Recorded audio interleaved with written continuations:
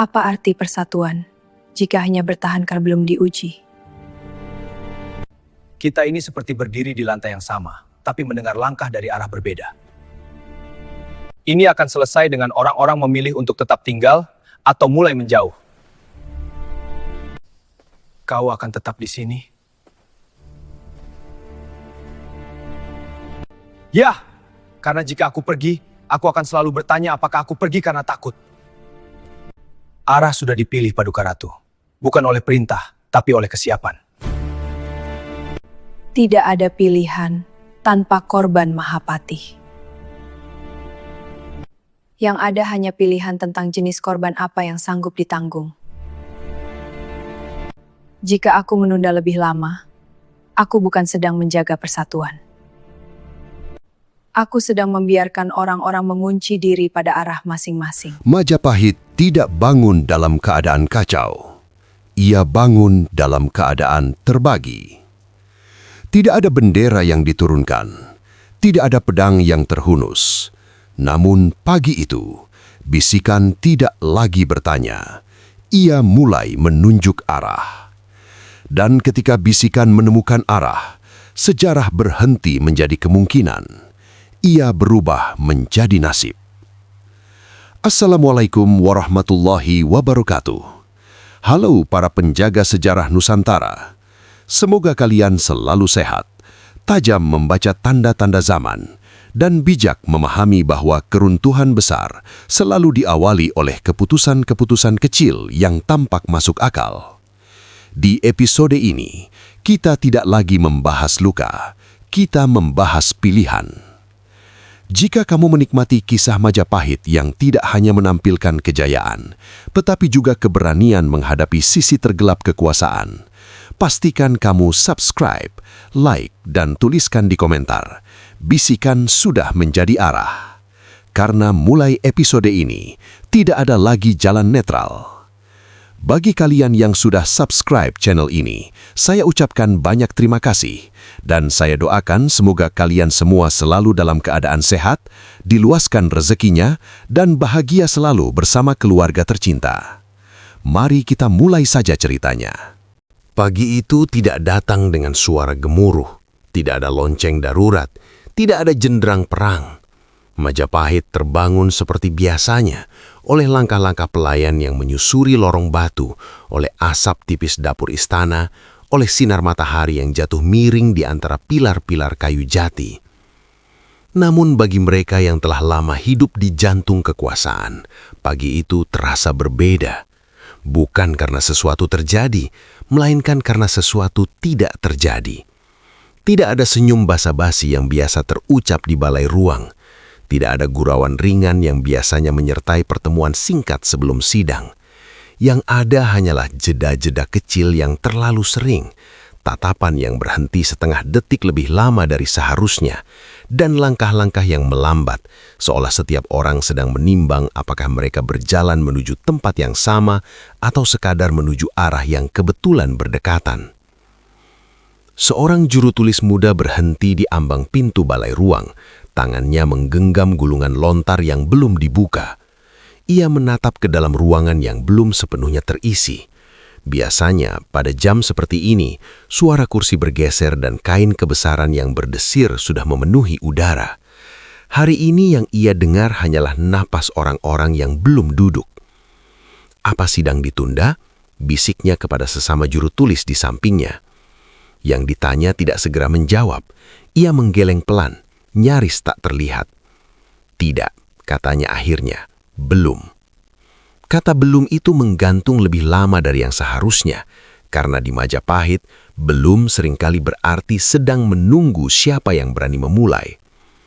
Di sisi lain istana, di lorong yang lebih sempit dan jarang dilewati pejabat tinggi, beberapa abdi istana berdiri dalam kelompok kecil.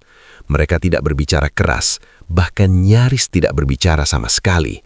Namun kehadiran mereka bersama-sama sudah cukup menjadi pernyataan. Biasanya kita menyebar, ujar seorang perempuan setengah baya yang telah melayani 3 raja.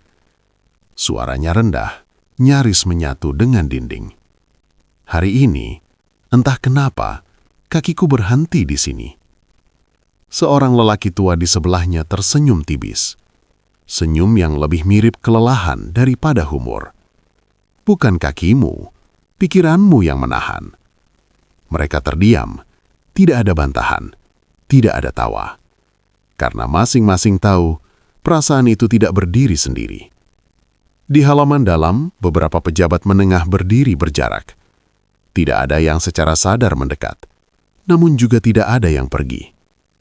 Seorang di antara mereka berusia cukup matang untuk disebut berpengaruh, tetapi belum cukup tua untuk aman, menghela napas panjang.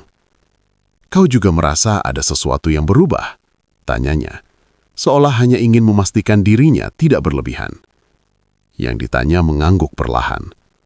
"Bukan berubah," jawabnya hati-hati. "Bergeser." "Kau pikir ini sementara?" "Tidak ada yang bergeser kalau hanya sementara." Jawaban itu membuat keduanya terdiam. Di istana, kalimat seperti itu bukan sekedar pendapat. Ia adalah pengakuan bahwa diam telah berhenti menjadi kebiasaan. Ia mulai menjadi pilihan. Beberapa hari sebelumnya, diam masih bisa disamarkan sebagai kehati-hatian. Tidak bicara dianggap bijak, tidak mengambil posisi dianggap dewasa. Namun pagi ini, sesuatu yang tak terucap telah mencapai titik jenuhnya. Orang-orang tidak lagi bertanya, apa yang sedang terjadi. Mereka mulai bertanya, di mana aku berdiri ketika ini berakhir? Dan pertanyaan itu jarang muncul sendirian. Di sebuah ruangan kecil yang biasa dipakai untuk beristirahat singkat, 3 pejabat duduk tanpa saling menatap. Cangkir minuman di hadapan mereka sudah mendingin. "Kita tidak bisa terus begini," ucap salah satu dari mereka akhirnya. "Begini bagaimana?" sahut yang lain, pura-pura tidak paham. Berpura-pura bahwa ini hanya angin lewat. Yang ketiga tersenyum ketir. Angin lewat tidak membuat semua orang menutup jendela bersamaan. Tidak ada yang menyangkal. Karena sejak beberapa hari terakhir, terlalu banyak pintu tertutup tanpa perintah. Terlalu banyak percakapan terhenti ketika seseorang masuk. Terlalu banyak kalimat yang berakhir sebelum maknanya selesai. Dan di Majapahit, tanda-tanda seperti itu jarang keliru. "Aku tidak ingin melawan siapapun," ujar pejabat pertama. Suaranya sedikit bergetar, bukan karena takut, melainkan karena kelelahan. "Aku hanya ingin tahu, apakah kita masih berjalan ke tujuan yang sama?" Pertanyaan itu sederhana, namun di baliknya tersimpan kegelisahan yang telah lama ditahan.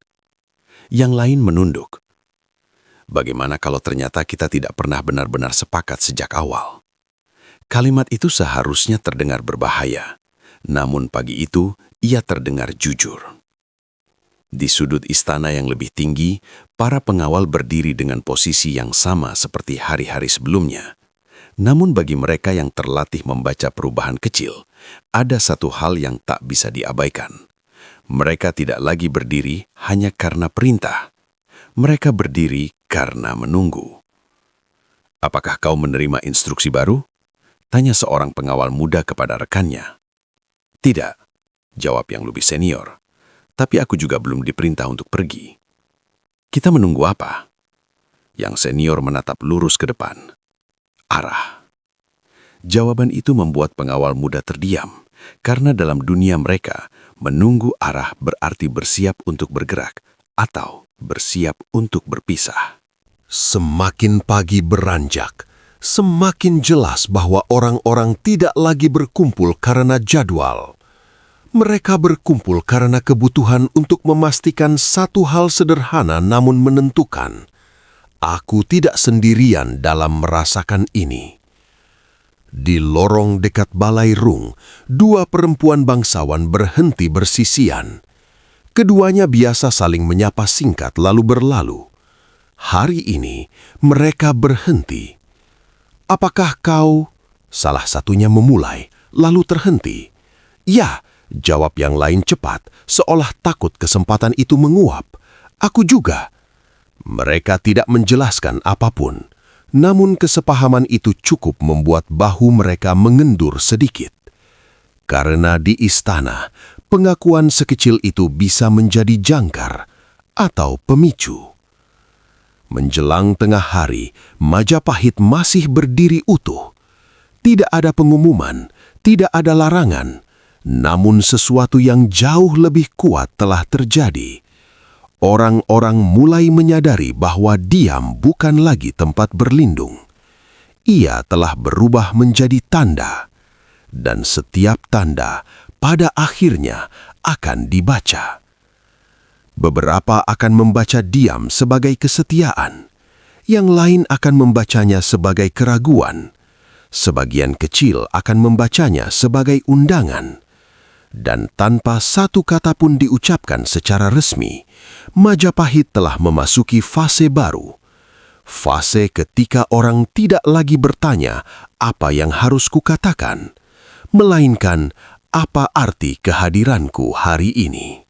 Karena di dunia kekuasaan, hadir tanpa suara adalah cara paling sunyi untuk mulai memilih.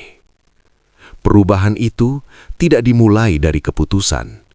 Ia dimulai dari kata-kata yang dipilih dengan terlalu hati-hati. Di Majapahit, bahasa selalu menjadi alat yang lebih tajam dari pedang. Pedang melukai tubuh, bahasa membelah makna. Dan pagi-pagi setelah kesadaran kolektif itu muncul, orang-orang mulai menyadari bahwa kalimat yang mereka ucapkan tidak lagi netral. Ia mulai menandai bukan apa yang mereka pikirkan, melainkan kemana mereka condong. Tidak ada yang berkata, kita menolak. Yang terdengar justru, kita perlu meninjau kembali. Tidak ada yang berkata, ini salah. Yang muncul adalah, mungkin waktunya kita berhenti sejenak. Kata-kata itu terdengar bijak, bahkan penuh tanggung jawab. Namun di istana, kebijaksanaan yang terlalu sering diulang biasanya menyimpan maksud yang belum berani berdiri sendiri. Di sebuah pertemuan kecil yang tidak tercatat sebagai sidang, hanya percakapan antar pejabat yang kebetulan bertemu, seseorang membuka pembicaraan dengan nada yang nyaris bersahabat. Kita semua ingin Majapahit tetap utuh, katanya, sambil menata lipatan kain kebesarannya. Karena itu, mungkin kita perlu lebih mendengar. Tidak ada yang langsung menyanggah, karena siapa yang berani menolak ajakan untuk mendengar? Namun seorang di antara mereka yang selama ini dikenal lurus dan jarang berbasa-basi, menatapnya lama sebelum menjawab.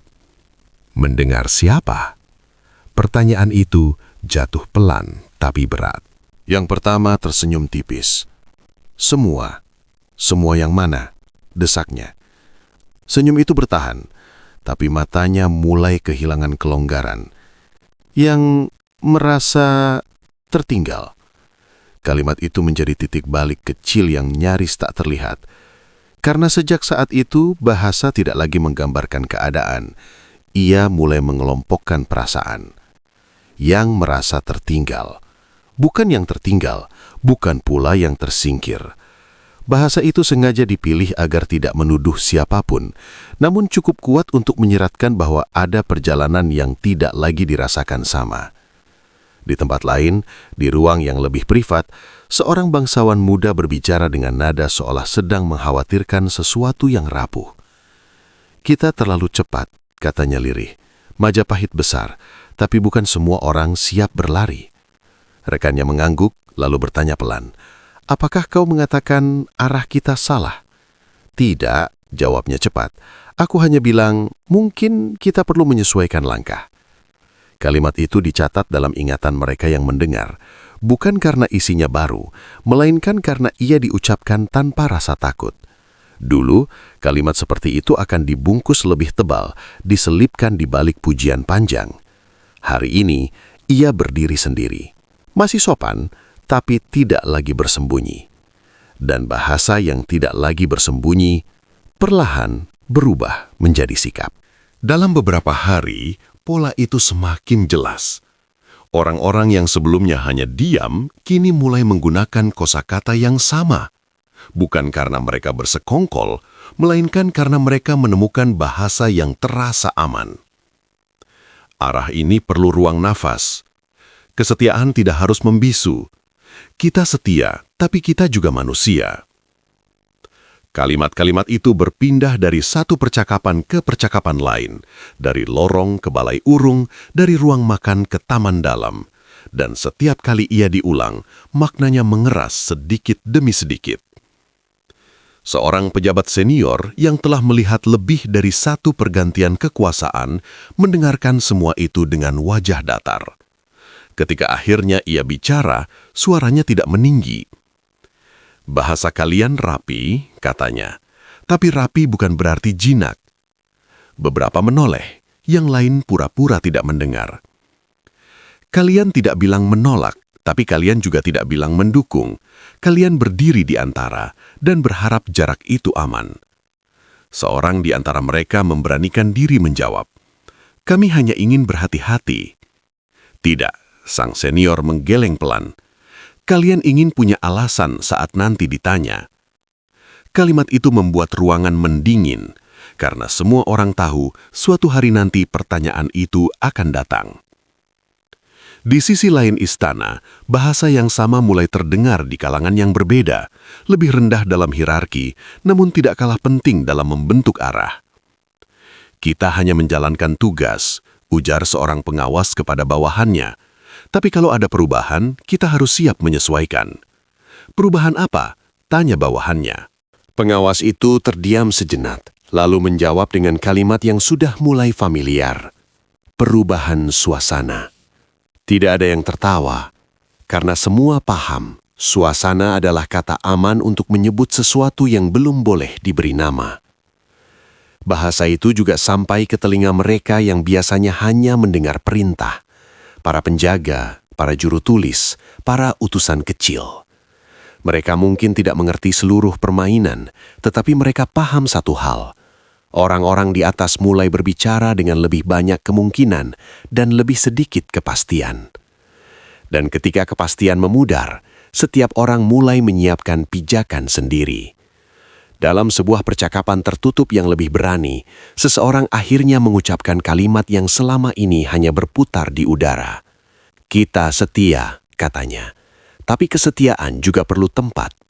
Tidak ada yang memotong, tidak ada yang langsung menyetujui, namun tidak satu pun yang membantah.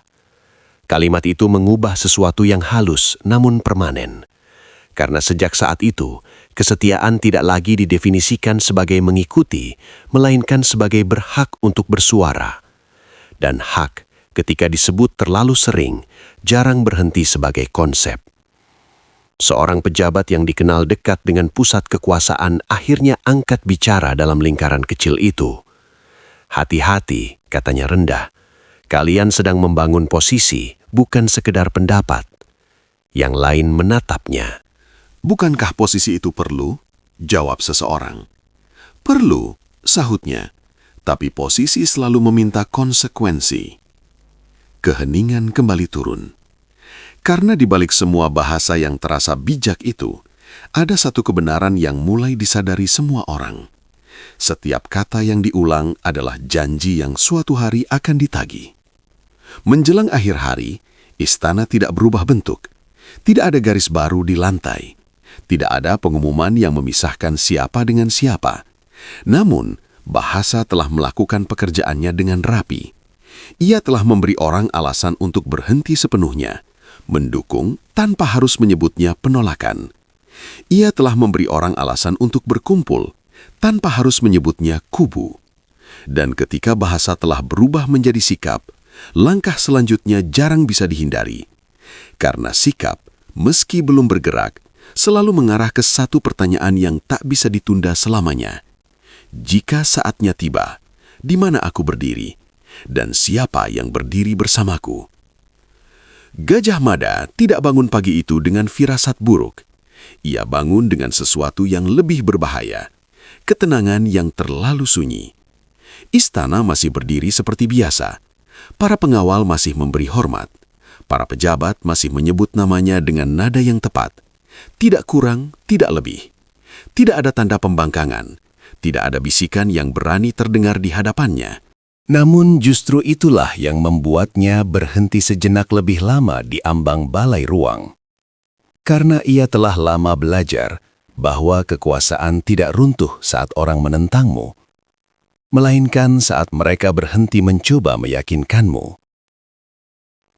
Langkahnya mantap ketika memasuki ruangan. Bahunya tegak, sorot matanya tenang. Ia tidak membawa ekspresi curiga. Ia membawa sesuatu yang jauh lebih berat. Kesadaran penuh bahwa semua mata sedang mengukurnya. Bukan sebagai musuh, bukan sebagai pemimpin mutlak, melainkan sebagai arah. Dan arah, ketika mulai dipertanyakan, tidak lagi sekadar ditentukan oleh peta. Dalam sidang kecil yang berlangsung pagi itu, laporan-laporan disampaikan dengan rapi, terlalu rapi. Tidak ada perdebatan, tidak ada tambahan, tidak ada keberanian untuk menyimpang satu kalimat pun dari teks yang sudah disiapkan. Gajah Mada mendengarkan tanpa menyelah. Ketika laporan terakhir selesai dibacakan, ia tidak langsung berbicara. Ia menunggu, memberi ruang, memberi kesempatan. Tak satu pun suara muncul. Akhirnya ia bertanya, nada suaranya datar. Apakah ada yang ingin menambahkan? Keheningan menjawab lebih dulu. Beberapa pejabat saling melirik, lalu menunduk. Seseorang akhirnya berkata, "Laporan sudah lengkap, Patih." Gajah Mada mengangguk pelan. "Lengkap," ulangnya. "Atau aman?" Kalimat itu membuat beberapa punggung menegang. Namun tetap tidak ada bantahan. Ia tersenyum tipis, bukan senyum ramah, melainkan senyum orang yang baru saja memastikan sesuatu. Setelah sidang bubar, Gajah Mada berjalan menyusuri lorong dalam istana. Seorang pejabat senior yang telah lama bersamanya menyamai langkahnya, namun tetap menjaga jarak setengah langkah. Cukup dekat untuk berbicara, cukup jauh untuk tidak terlihat terlalu dekat. "Keadaan terasa tenang," ujar pejabat itu, memilih kata dengan hati-hati. "Tenang," jawab Gajah Mada. "Atau ditahan?" Pejabat itu tidak langsung menjawab. "Ada banyak kehati-hatian," katanya akhirnya. "Orang-orang tidak ingin salah bicara." "Tidak," jawab Gajah Mada pelan. "Mereka tidak ingin tercatat." Ia berhenti melangkah, membuat pejabat itu ikut berhenti. "Dulu," lanjutnya, "orang takut salah karena akibatnya jelas. Hari ini, mereka takut benar karena akibatnya belum pasti." Pejabat itu menelan ludah. "Itu bukan tanda pemberontakan," katanya cepat. "Aku tahu," jawab Gajah Mada. "Itu tanda pergeseran kesetiaan." Dan pergeseran, ia tahu betul, jauh lebih sulit ditangani daripada penolakan terbuka. Dalam beberapa hari berikutnya, Gajah Mada mulai merasakan sesuatu yang tak pernah ia rasakan sebelumnya. Langkahnya masih diikuti, tapi napasnya tidak lagi disamakan. Perintahnya dijalankan, namun dengan jeda. Arahnya diikuti, namun dengan tafsir. Seorang pejabat menunda pelaksanaan dengan alasan teknis. Seorang lain meminta waktu tambahan untuk memastikan kesiapan. Semua terdengar masuk akal, semua terdengar setia. Namun jika disusun bersama, semua itu membentuk satu pola. Gerak maju yang diperlambat tanpa pernah ditolak. Dalam sebuah pertemuan tertutup yang lebih kecil, Gajah Mada akhirnya berbicara lebih langsung. "Kalian tahu kemana Majapahit menuju," katanya. "Dan kalian tahu mengapa?" Seorang pejabat memberanikan diri menjawab. "Kami tahu, Patih, tapi tidak semua orang berjalan dengan langkah yang sama." "Itu bukan alasan," sahutnya cepat. "Bukan," pejabat itu mengangguk, "tapi itu kenyataan." Kata kenyataan itu melayang di udara. Bukan sebagai bantahan, melainkan sebagai batas. Gajah Mada menatap mereka satu persatu. "Kenyataan tidak boleh mengatur arah," katanya.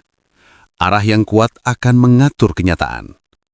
Beberapa menunduk, yang lain menatap lurus, namun tidak sepenuhnya setuju. Dan untuk pertama kalinya sejak lama, Gajah Mada merasakan sesuatu yang asing. Ia berbicara dari pusat, tetapi gema yang kembali tidak sepenuhnya sama. Malam hari, di ruang pribadinya, ia duduk sendiri lebih lama dari biasanya. Peta-peta terbentang di hadapannya.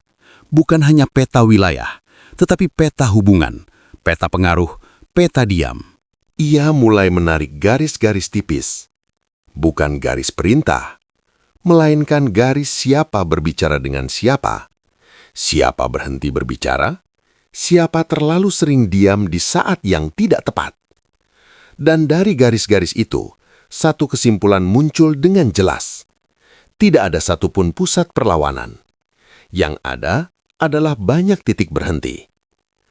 Aku tidak kehilangan mereka, gumamnya pada diri sendiri. Aku kehilangan kebersamaan mereka. Keesokan harinya, seorang pejabat yang selama ini dikenal jujur, akhirnya berbicara lebih terbuka.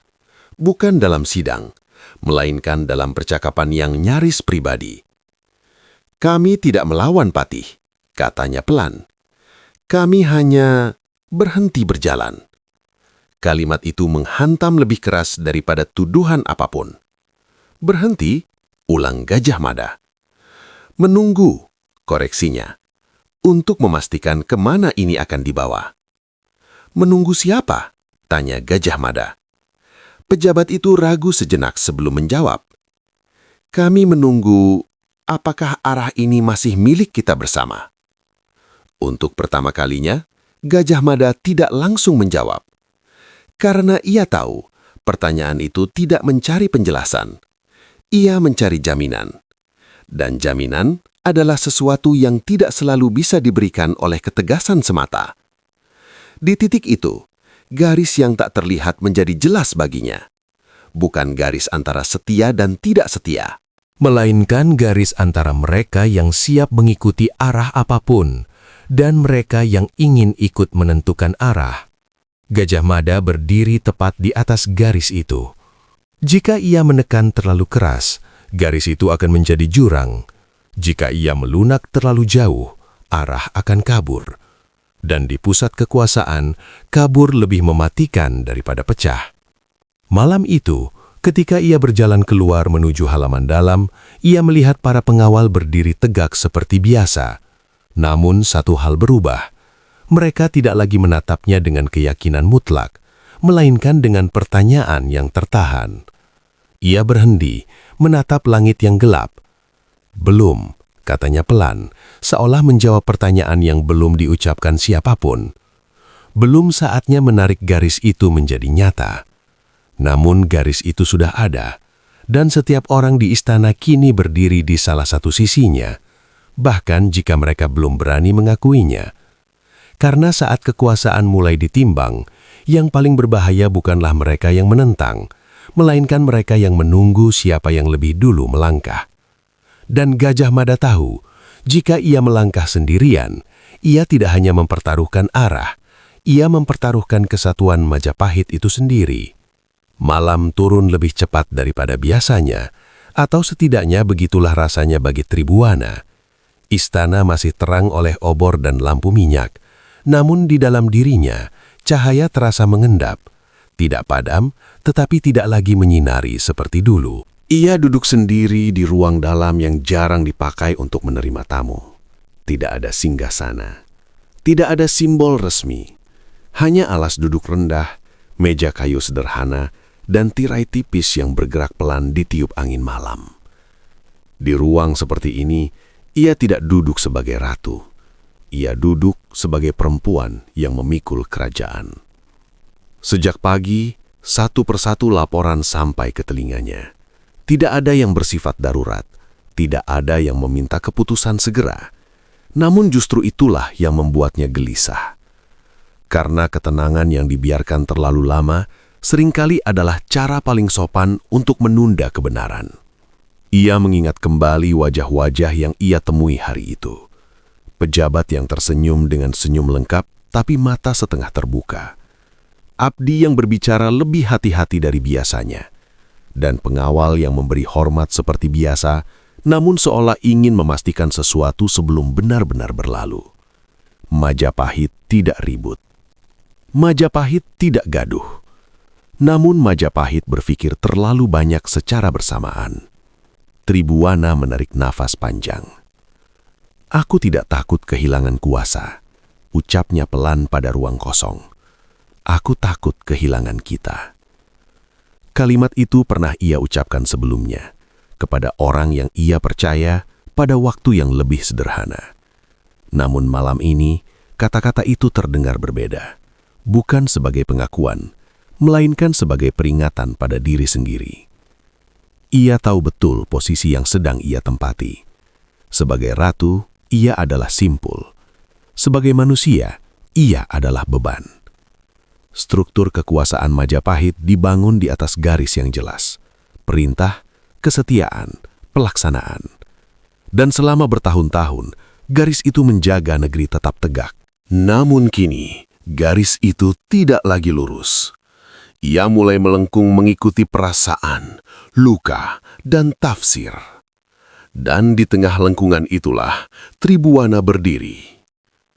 Ia bisa memilih satu dari dua jalan yang sama-sama masuk akal.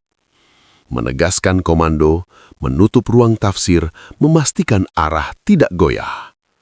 Atau membuka ruang, mengakui kegelisahan, memberi waktu bagi luka untuk bernapas.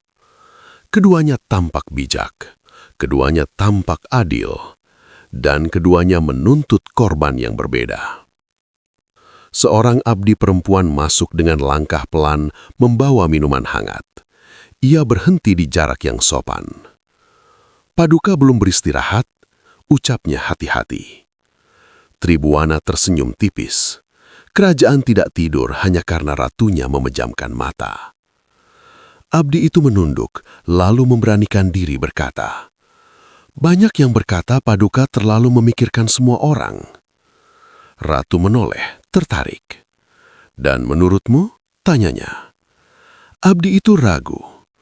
Mereka lupa, Paduka adalah satu-satunya yang harus memikirkan semua orang. Tribuana terdiam lama setelah abdi itu pergi. Kalimat itu sederhana, namun menghantam tepat di pusat kegelisahannya. Struktur kekuasaan menuntut ketegasan, namun kepemimpinan menuntut empati. Dan seringkali, keduanya saling meniadakan. Ia berdiri dan berjalan perlahan menuju jendela terbuka. Dari sana, ia bisa melihat halaman dalam yang lengang. Bayangan para penjaga bergerak perlahan, teratur, nyaris mekanis. Apakah mereka berdiri karena perintah, gumamnya, atau karena keyakinan? Pertanyaan itu tidak memiliki jawaban tunggal. Dan justru karena itu, ia berbahaya. Beberapa waktu kemudian, langkah kaki terdengar mendekat. Seorang pejabat senior yang ia percaya diizinkan masuk tanpa pengumuman panjang. Mereka duduk berhadapan, tidak terlalu dekat, tidak terlalu jauh. "Paduka," ujar pejabat itu, "istana terasa tertahan." "Tertahan oleh apa?" tanya Tribuana. "Oleh kehati-hatian." Ratu tersenyum pahit. Kata yang sama digunakan semua orang, seolah kehati-hatian adalah kebajikan tertinggi. "Bukankah begitu?" sahutnya. "Hanya jika kita tahu apa yang kita hindari," jawab Tribuana. "Hari ini semua orang berhati-hati tanpa tahu terhadap apa." Pejabat itu menunduk. "Ada yang berharap Paduka membuka ruang, dan ada yang berharap aku menutupnya," lanjut Tribuana. "Aku mendengar keduanya." Ia menatap lurus. Yang tidak kudengar adalah keberanian untuk menanggung akibat. Keheningan kembali turun. Karena di ruangan itu, keduanya tahu, struktur kekuasaan tidak pernah runtuh oleh satu keputusan salah. Ia runtuh oleh keputusan yang terlalu lama tidak diambil. Malam semakin larut. Setelah pejabat itu pergi, Tribuana kembali sendirian. Ia duduk, lalu berlutut, menyentuh lantai dingin dengan ujung jarinya. Sebuah kebiasaan lama ketika pikirannya terlalu penuh. "Apa arti persatuan?" bisiknya. jika ia hanya bertahan karena belum diuji. Ia ingat masa awal pemerintahannya, saat setiap keputusan terasa jelas karena musuh berada di luar. Kini musuh tidak menyerang, ia menunggu. Dan menunggu adalah ujian paling sunyi. Dalam struktur kekuasaan, ratu adalah puncak. Namun puncak selalu menerima tekanan dari dua arah. Dari atas, tuntutan untuk tetap tegak, dan dari bawah, harapan untuk tetap membumi. Jika ia condong ke satu sisi, sisi lain akan retak. Jika ia berdiri diam, retakan akan melebar sendiri. Persatuan tidak selalu berarti kebersamaan, ucapnya lirih. Kadang ia hanya berarti belum pecah hari ini. Kesadaran itu tidak menenangkannya. Ia justru membuat malam terasa lebih berat. Karena untuk pertama kalinya, Tribhuwana memahami sepenuhnya kerajaan ini tidak menunggu perintah. Ia menunggu keberpihakan. Dan keberpihakan, betapapun lembut dibungkus, selalu melahirkan lawan. Menjelang dini hari, ia berdiri kembali. Wajahnya tenang, namun matanya menyimpan keputusan yang belum diberi nama. Ia belum memilih jalan, namun ia tahu satu hal dengan pasti. Ia tidak bisa lagi berdiri di tengah, menjadi bagian dari masalah. Ratu mungkin bisa menunda pengumuman, ia mungkin bisa menunda perintah, namun struktur kekuasaan tidak akan menunda reaksinya. Ketika fajar menyentuh ujung istana, Tribhuwana tahu apapun yang akan ia lakukan setelah ini, Majapahit tidak akan kembali ke bentuk semula. Bukan karena keputusan yang salah, melainkan karena keputusan yang akhirnya harus diambil. Majapahit tidak terbelah oleh keputusan, ia terbelah oleh harapan. Tidak ada pengumuman yang membagi istana menjadi dua sisi. Tidak ada titah yang memerintahkan siapa berdiri di mana. Namun seperti air yang mencari celah, perasaan orang-orang mulai mengalir mengikuti kemiringan yang tak terlihat. Dan tanpa disadari, mereka yang mengalir bersama mulai mengenali satu sama lain, bukan lewat kata sandang atau lambang, melainkan lewat kebiasaan kecil yang berubah arah. Di Balairung, tempat orang biasanya duduk sesuai pangkat, jarak antar bangku tidak lagi sama. Bukan karena ada yang menggeser secara sengaja, melainkan karena beberapa orang memilih duduk sedikit lebih dekat dengan wajah-wajah tertentu. Mereka tidak saling berbisik, mereka tidak saling mengangguk berlebihan. Namun ketika pembicaraan berhenti, mata mereka akan saling mencari, sepersekian detik, cukup untuk memastikan, aku tidak sendirian. Tidak ada yang menyebut dirinya bagian dari kelompok, namun setiap orang mulai tahu siapa yang akan duduk di dekat siapa. Di lorong-lorong istana, percakapan berubah bentuk. Jika dulu orang berbicara terbuka tentang tugas dan laporan, kini mereka berbicara tentang hal-hal yang terdengar remeh, cuaca, kesehatan, kelelahan. Namun di balik kata-kata ringan itu, selalu ada satu nada yang sama. Kita sedang menunggu sesuatu. Akhir-akhir ini udara terasa berat, ujar seseorang, seolah membicarakan cuaca. Yang lain menjawab pelan, karena terlalu banyak yang ditahan. Tidak perlu dijelaskan apa yang ditahan, semua paham. Garis-garis itu semakin tampak pada hal-hal yang sebelumnya tak pernah diperhitungkan. Siapa yang menyelesaikan laporan lebih cepat, siapa yang sengaja meminta peninjauan ulang, siapa yang mulai sering berkata, kita tunggu saja arahan selanjutnya. Kalimat tunggu saja menjadi penanda baru. Ia terdengar setia, namun ia juga berarti, aku tidak ingin menjadi yang pertama melangkah. Di dapur istana, para pelayan mulai memperhatikan perubahan itu. Mereka mungkin tidak memahami politik, tetapi mereka ahli membaca manusia. Mereka tahu siapa yang mulai makan bersama, siapa yang memilih makan lebih larut agar tidak bertemu orang tertentu, siapa yang lebih sering diam meski sebelumnya suka bercanda. Kenapa mereka sekarang sering berpisah? Tanya seorang pelayan muda. Pelayan yang lebih tua menghela nafas, karena saat orang belum berani berpisah secara terang-terangan, mereka akan berlatih lewat jarak. Jarak itu tidak besar, tidak mencolok, namun cukup untuk mengubah rasa aman. Di kalangan pejabat menengah, mereka yang posisinya cukup tinggi untuk terdampak namun tidak cukup kuat untuk menentukan, polarisasi terasa paling tajam. Mereka bukan pengambil keputusan, tetapi merekalah yang harus melaksanakan keputusan apapun yang kelak diambil. Dan ketidakpastian membuat mereka gelisah. Dalam sebuah pertemuan kecil, seseorang berkata dengan nada seolah bercanda, "Kita ini seperti berdiri di lantai yang sama, tapi mendengar langkah dari arah berbeda." Yang lain tertawa singkat, lalu berhenti, karena tidak ada yang benar-benar menganggapnya lucu. Menurutmu, tanya seseorang lagi, lebih pelan, apakah ini akan selesai dengan satu keputusan? Yang ditanya menggeleng, tidak. Ini akan selesai dengan orang-orang memilih untuk tetap tinggal atau mulai menjauh. Memilih tinggal atau menjauh. Tidak ada yang menyebut kata melawan, tidak ada pula yang berani berkata patuh sepenuhnya. Kubu-kubu mulai terbentuk tanpa nama. Yang satu berharap arah ditegaskan, bahkan jika itu menyakitkan. Yang lain berharap ruang dibuka, meski itu mengaburkan komando. Dan di antara keduanya, ada yang berharap waktu akan menyelesaikan segalanya tanpa mereka harus memilih.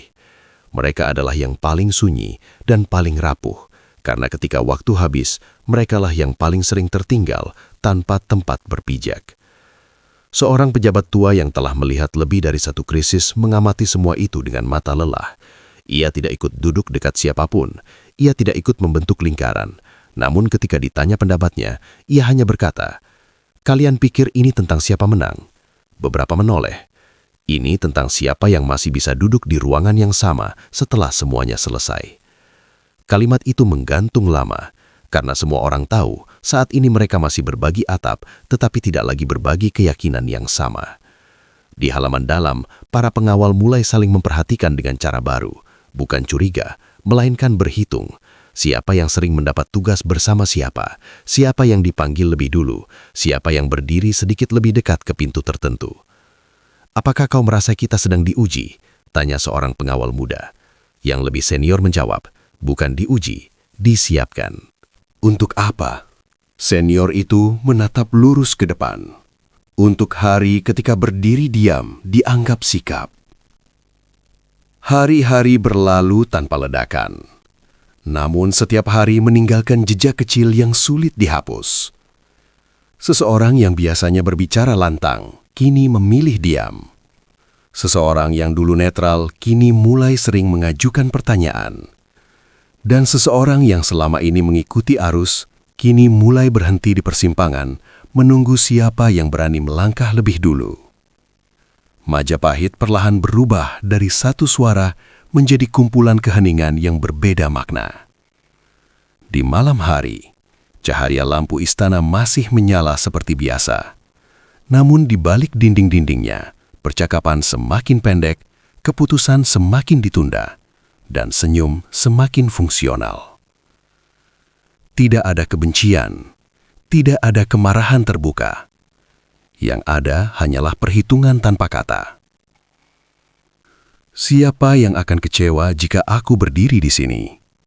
Siapa yang akan menjauh jika aku memilih ke sana? Dan yang paling sering dipikirkan, apakah aku masih punya tempat jika aku salah memilih?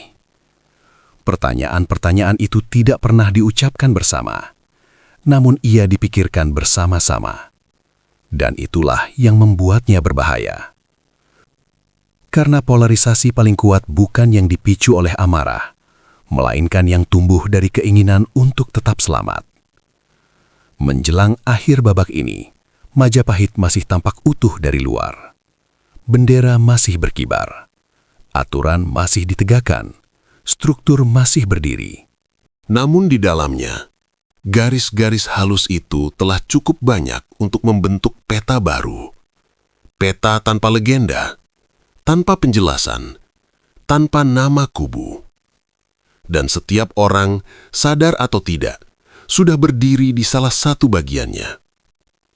Karena ketika harapan tidak lagi sejalan, diam tidak lagi netral, dan kebersamaan tidak lagi otomatis, maka satu hal menjadi pasti.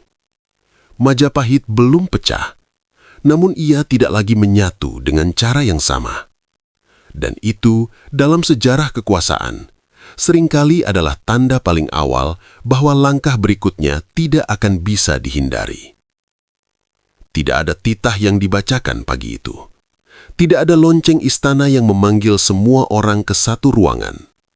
Namun ketika matahari naik perlahan di atas atap-atap Majapahit, sesuatu telah berubah dengan cara yang tak bisa diputar kembali. Orang-orang bangun dengan perasaan yang lebih berat, tetapi lebih jelas. Bukan karena mereka tahu apa yang akan terjadi, melainkan karena mereka tahu di mana mereka berdiri jika itu terjadi. Di lorong-lorong istana, langkah kaki terdengar lebih mantap. Tidak lebih cepat, tidak lebih lambat, hanya lebih pasti. Seolah setiap orang telah memilih jalur kecil di dalam dirinya sendiri, lalu berjalan di atasnya tanpa perlu pengumuman. Seorang juru tulis yang biasanya ragu-ragu saat menyusun laporan, kini menulis dengan tangan yang tenang. Ia tidak mengubah isi, tidak mengeras, tidak melunak. Namun di antara baris-barisnya ada konsistensi baru. Tidak ada lagi kalimat pengaman yang berlebihan. Apakah kau yakin dengan kata-kata ini? Tanya rekannya. Ia mengangguk. Jika nanti ditanya, aku bisa berdiri di belakangnya. Kalimat itu sederhana, namun di hari-hari seperti ini, berani berdiri di belakang sesuatu adalah keputusan. Di halaman dalam, para pengawal berlatih seperti biasa. Tombak diangkat, diturunkan, digeser. Gerakannya rapih, terukur. Namun mereka tidak lagi saling bercanda di sela latihan. Bukan karena tegang, melainkan karena masing-masing sedang menimbang hari depan dengan serius. Kau akan tetap di sini? Tanya seorang pengawal muda pada rekannya. Ya, jawab yang lain tanpa ragu. Kenapa? Dia berhenti sejenak sebelum menjawab. Karena jika aku pergi, aku akan selalu bertanya, apakah aku pergi karena takut? Pertanyaan-pertanyaan seperti itu beredar tanpa suara di seluruh istana. Bukan apa yang benar, melainkan apa yang bisa kuterima akibatnya. Di ruang makan para pejabat, orang-orang mulai duduk di tempat yang sama setiap hari. Tidak ada kesepakatan, tidak ada aturan. Namun kebiasaan itu mengeras menjadi tanda. Mereka yang duduk bersama kemarin, duduk bersama hari ini. Mereka yang menjaga jarak, mempertahankan jarak itu tanpa perlu alasan. Seorang pejabat menengah memperhatikan hal itu dengan mata yang kini lebih jujur pada dirinya sendiri. Lucu, gumamnya. Kita tidak pernah menyebutkan pilihan, tapi semua orang sudah memilih. Yang duduk di hadapannya mengangkat bahu. Mungkin karena pilihan yang paling menentukan bukan yang diumumkan, melainkan yang tidak lagi kita pertimbangkan. Di ruang pribadinya, Tribuana berdiri lama di depan jendela. Ia tidak memanggil siapapun. Ia tidak meminta laporan tambahan. Ia hanya mengamati istana yang tampak sama seperti kemarin, dan tahu bahwa kesamaannya kini hanya kulit. Ia mengingat malam-malam sebelumnya, ketika setiap kemungkinan masih terasa terbuka. Hari ini, kemungkinan itu menyempit, bukan karena dipaksa, melainkan karena waktu telah memilih apa yang masih masuk akal. Jika aku menunda lebih lama, bisiknya, aku bukan sedang menjaga persatuan. Aku sedang membiarkan orang-orang mengunci diri pada arah masing-masing. Ia tahu, saat ratu diam terlalu lama, istana tidak berhenti. Ia hanya bergerak tanpa pusat, dan pusat yang hilang tidak digantikan oleh kekosongan, melainkan oleh banyak pusat kecil yang saling menarik. Di sisi lain istana, Gajah Mada berdiri sendirian di depan peta yang sama yang telah ia lihat berkali-kali.